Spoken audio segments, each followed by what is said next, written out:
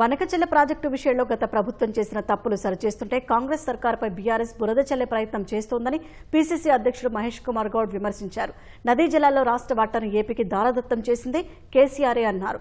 జనహిత పాదయాత్రలో భాగంగా పార్టీ రాష్ట్ర వివరణ ఇన్ఛార్జి మీనాక్షి నటరాజన్తో కలిసి పరిగిలో మీడియాతో మాట్లాడారు. అన్ని వర్గాలకు ప్రభుత్వ ఫలాలు దక్కాలనే లక్ష్యంతో తెలంగాణలో ప్రభుత్వం చేసిన కురగలను దిక్సూచిగా నిలిచిందని మీనాక్షి నటరాజన్ అన్నారు. 42% బీసీ రిజర్వేషన్లకు కట్టుబడి ఉన్నామని మహేష్ కుమార్ గౌడ్ అన్నారు. నదీ జలాల్లో రాష్ట్ర హక్కులపై బీఆర్ఎస్ తప్పుల్ని సరిచేస్తున్నామన్నారు. బనకచెర్ల విషయంలో గత ప్రభుత్వం చేసిన లోటుపాట్లు తప్పిదాల్ని దిద్దే క్రమంలో కాంగ్రెస్ ప్రభుత్వం ఉంది.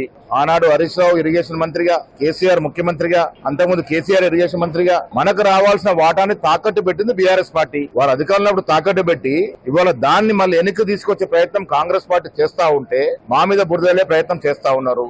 హరీష్ రావు గారు, కేసీఆర్ గారు తలొగ్గి మనకు రావాల్సిన వాటా విషయంలో కాంప్రమైజ్ అయినారు. దాని వల్లనే ఇలా బనకచెర్ల నిర్మాణం పరిపూర్ణంగా జరిగితే తెలంగాణకు రావాల్సిన వాటాలో చాలా తీవ్రమైనటువంటి నష్టం జరిగే అవకాశం ఉంది. కాబట్టి తక్షణమే మేలుకున్న కాంగ్రెస్ ప్రభుత్వం దాన్ని అడ్డుకట్ట వేసి కేంద్రానికి కంప్లైంట్ చేసి ప్రాజెక్ట్ ని ఆపించే ప్రయత్నం చేసింది.